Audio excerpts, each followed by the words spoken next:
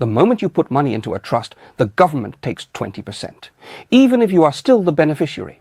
If that is not a communist-style approach, then what is? So that is the first stage, taxation when the trust is established. According to the announcement, trusts established before 2023 will not be taxed retroactively, but trusts set up from 2023 onward may now have to pay back taxes. We looked into which wealthy business people could be affected, and there are quite a few. Yu Kai, the founder of Horizon Robotics, reportedly set up a family trust in 2024 and may owe around RMB 2.1 billion. Zhang Junjie, the founder of Chage, may owe between RMB 1.4 billion and RMB 2.8 billion. Wang Yun'an, the founder of Guming, may owe around 1.6 billion yuan. Huang Chang, also associated with Horizon Robotics, may owe around 500 million yuan.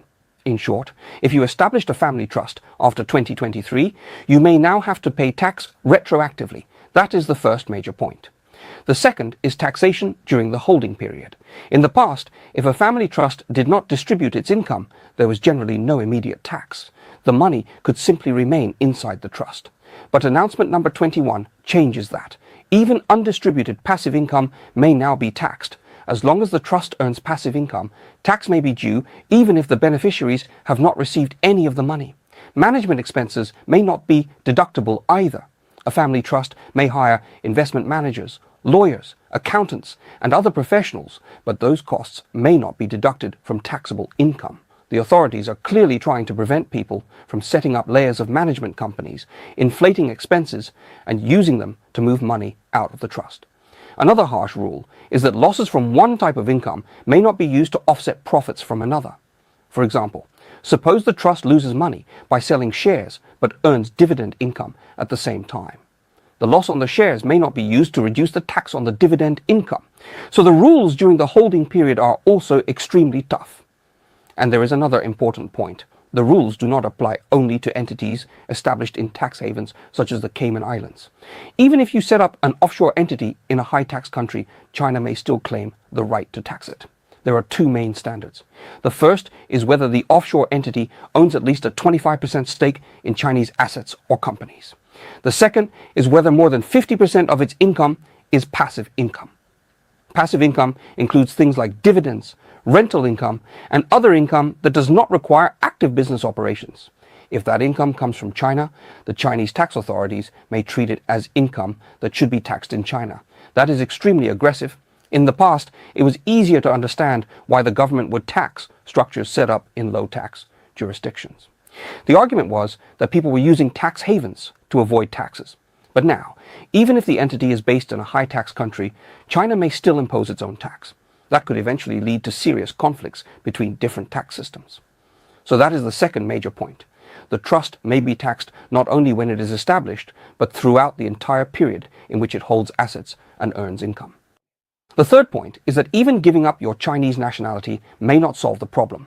Take Zhang Yong, the founder of Haidilao, for example. He became a Singaporean citizen many years ago and placed much of his wealth into a family trust. But under the new rules, if most of your income still comes from China, China can still tax you. Most of Haidilao's business is in China. It also has restaurants in places like Japan and the United States, but those operations are relatively small. So even though Zhang Yong has been a Singaporean citizen for years, income generated by his family trust may still be taxable in China, at least the portion connected to income from mainland China. The announcement also gives affected taxpayers a 90-day filing period. Past distributions from these family trusts may now have to be declared and taxed. That is a very big deal. We also looked at which wealthy individuals may have to pay cash taxes within those 90 days. Wu Yajun of Longfor Group may have to pay around 2.5 billion RMB to 3 billion RMB. Longfor has paid out a lot of dividends over the years. Xu Shihui, the founder of Dali Foods, may owe around 1.5 billion RMB. Zhang Yong and Xu Ping of Haidilao have also received substantial distributions over the years, and they may owe around 1.4 billion RMB. Then there is Liu Qiangdong, the man who earns a salary of 1 yuan and says communism can be achieved in China. He may now have to pay around 800 million RMB to 900 million RMB. Jack Ma received fewer distributions, but he may still owe around 300 million RMB to 400 million RMB. People like Colin Huang and Wang Xing may not need to pay back taxes because companies such as Pinduoduo and Meituan have not paid dividends. So that is taxation during the life of the trust. The third taxable stage is when the trust is liquidated, and this is even harsher. Some wealthy people may say, fine, if the rules are this tough, I'll simply leave China, give up my tax residency, and become a non-resident.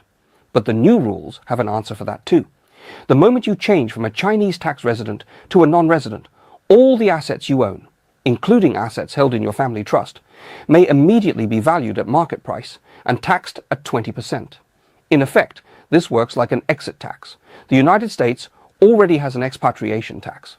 When certain US citizens give up their citizenship, the US government may tax their worldwide assets as if they had been sold at market value. The US version can be even harsher. China has now introduced something similar, although for the moment it mainly targets wealthy individuals. If you stop being a Chinese tax resident, your worldwide assets may first be assessed and taxed before you leave the system.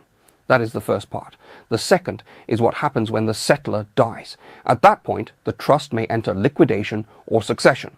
The authorities may then impose deferred tax on all the accumulated assets and gains held inside the family trust over the years. Take Liu Qiangdong as an example. He reportedly put 33.3 billion RMB into a family trust back in 2014. Since the trust was established years ago, the government cannot now go back and charge him the new 20% tax on the original transfer under the 2026 rules. But when Liu Qiangdong dies, and the assets are passed on to Zhang Zetian or his children, the government can calculate what those assets are worth at that time. Suppose the original 33.3 billion RMB is worth 40 billion RMB by then. Liu Qiangdong's original investment was tiny by comparison. When he first started his business, he may have invested less than 10 million RMB, perhaps even less than 1 million RMB. The increase in value could then be taxed at 20%. In practice, that is basically an inheritance tax. China officially has no inheritance tax. But if wealth is passed down through a family trust, tax may now be imposed when the trust is settled and the assets are inherited. And the entire tax sequence could be brutal. You pay 20% when you put the assets into the trust.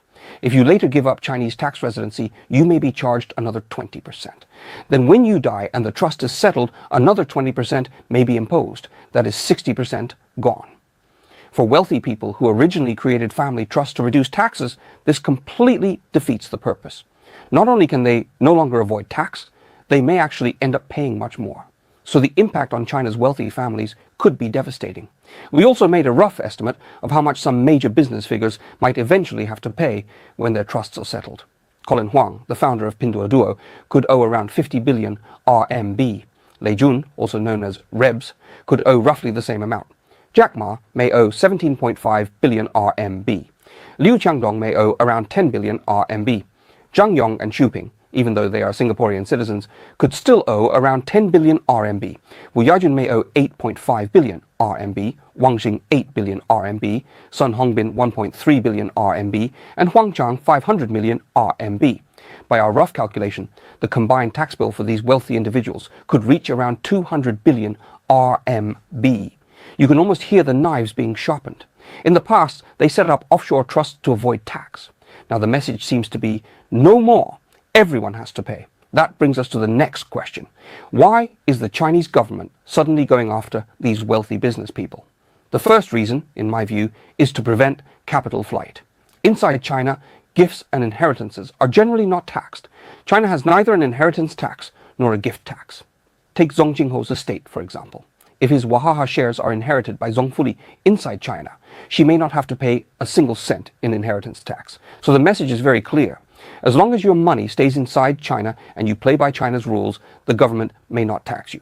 But if you try to move your wealth offshore, that is a different matter. Jack Ma and Liu Qiangdong may say all the right things about the Communist Party in public, but then they go to places like the Cayman Islands and establish family trusts. Do they really think the government cannot see what they are doing? From the government's point of view, these people are trying to place their family wealth under foreign legal protection. That means if the Chinese authorities ever want to go after them, they may have to deal with foreign courts, foreign tax systems, and foreign trust laws. In other words, these offshore structures create obstacles for the Chinese government. So the message is simple: you are not allowed to run. Anyone who tries to move their wealth offshore will be punished. That is the first purpose of these new rules.